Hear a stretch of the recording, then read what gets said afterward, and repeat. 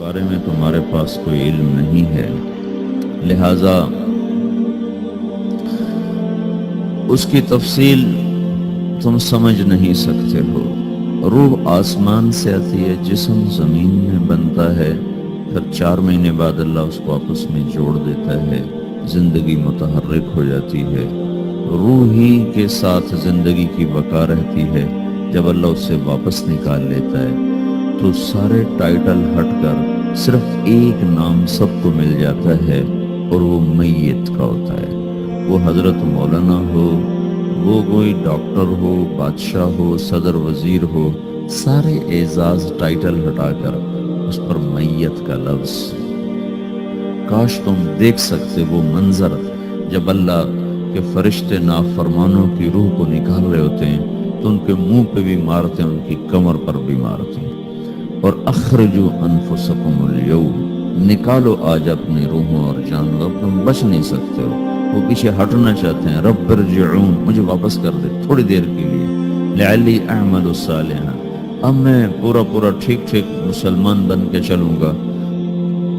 اور حدیث پاک میں آتا ہے کہ ملک الموت اترتا ہے، اس کے ساتھ 4 فرشتے ہوتے ہیں، کہ ملک الموت کہتا ہے ایتھا النفس الخبیثہ کانت فی الجسد الخبیث، اے خبیث روح جو خبیث جسم میں تھی، اخرج، باہر آؤ۔ تو وہ حیران، پریشان، خوف زدہ، تو اس کے جواب میں اس کو ملک الموت کہتا ابشری ابشری بحمیم وغساق وآخر من شکلہ ازواج، تیار ہو جاؤ خوفناک عذاب کے لیے اور کھولتے پانیوں کے لیے، کانٹے دار جھاڑیوں کے لیے، اور بے شمار عذاب کی شکلوں کے لیے۔ تو اس کی روح کو جب کھینچتے ہیں تو رگ رگ سے وہ کٹ کے نکلتی ہے، تو سارا وجود زیر و زبر ہوتا ہے، سکرات کا درد ساری دنیا کے دردوں پر حاوی ہے۔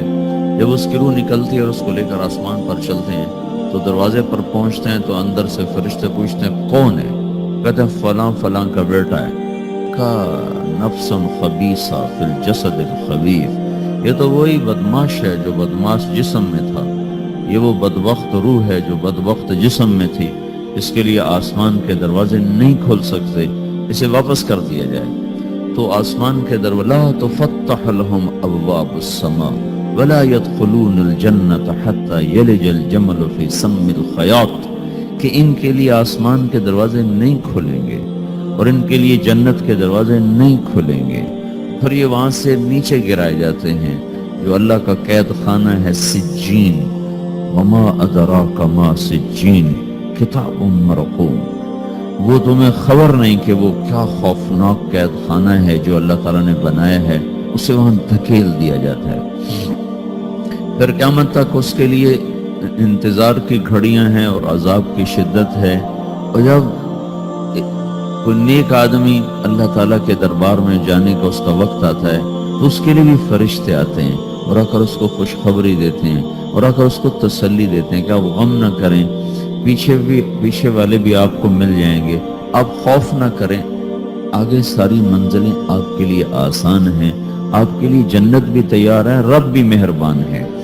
اور حدیث پاک میں آتا ہے کہ ملک الموت اور 4 فرشتے آتے ہیں، وہ 4 فرشتے اس کو سہلاتے ہیں، دباتے ہیں کہ موت کا درد اسے محسوس نہ ہو، اور ملک الموت فرماتے ہیں ایتھا النفس الحمیدہ کانت فی الجسد الحمید اخرجی، اے نیک روح جو نیک جسم میں تھی باہر آؤ۔ کیا کرو؟ وَأَبْشِرِي بِرَوْحٍ وَرَيْحَانٍ وَرَبٍّ رَاضٍ عَنْكِ غَيْرِ غَضْبَانٍ، آپ کو بشارت ہو، آپ کے لیے جنت تیار ہو چکی ہے اور وہاں کی ساری نعمتیں آپ کے لیے میسر ہو چکی ہیں، اور اللہ آپ پہ راضی ہو چکا ہے اور اللہ آپ پہ خوش ہو چکا ہے۔ اس پر اس کی روح کو نکالا جاتا ہے، پھر سارے فرشتے اس کو استقبال کے ساتھ جو آسمان پر لے جاتے ہیں تو اندر سے پوچھتے ہیں کون ہے؟ کہ فلاں فلاں کا بیٹا، فلاں فلاں کی بیٹی۔ کہتے ہیں نفس حمیدہ فی جسد حمید، یہ تو نیک روح تھی جو نیک جسم میں تھی، مرحبا بہی، اس کو ہم سب استقبال اس کا کرتے ہیں، اور ایک دم آسمان کے دروازے کھلتے ہیں، پھر وہ پہلا، دوسرا، تیسرا، چوتھا سارے آسمان پار کرتا ہوا اللہ پاک کے عرش کے نیچے کے جا کر، مرد ہے یا عورت، وہاں جا کر سجدے میں سر رکھتا ہے اور اللہ تعالیٰ فرماتے ہیں ہاں اس نے ہمیں خوش کیا، ہم اسے خوش کریں گے۔ تو اس طرح میرے عزیزو یہ دو موتیں ہر انسان دیکھتا ہے، یا وہ جنت کے فرشتوں کا استقبال دیکھتا ہے یا جہنم کے فرشتوں کی مار اور پٹائی کو سہتا ہے۔ ہمارے علاقے کی بتا رہا ہوں، اپنے علاقے، ایک زمیندار مر گیا، اس کی قبر کھودی ساری بچھوؤں سے بھری، ایسے جیسے چیونٹیاں پھر رہی ہوتی، تو انہیں وہ بند کر کے دوسری کھودی، ساری بچھوؤں سے بھری، پھر وہ بند کر کے تیسری کھودی، ساری بچھوؤں سے بھری ہوئی۔ قبرستان میں اتنے بچھو کہاں سے آ گئے؟ یہ زمین کے بچھو نہیں ہے، یہ آخرت کی بلائیں ہیں جس کے ساتھ اب اسے قیامت تک رہنا ہے اور گزارا کرنا ہے۔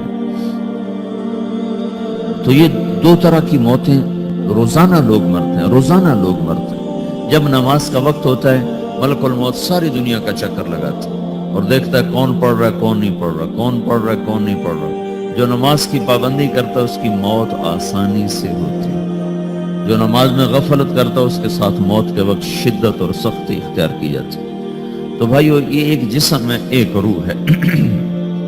روح باقی رہنے والی چیز ہے، جسم مٹ جاتا ہے، پھر اللہ سے قیامت کے دن نیا جسم عطا فرمائے گا، ایک نیا جسم دیا جائے گا۔ روح وہی ہے جو اللہ کے خزانوں میں جمع ہو جاتی ہے، نافرمان کی سیاہ کالی روح ہوتی، فرما بردار کی روشن چمکدار روح ہوتی۔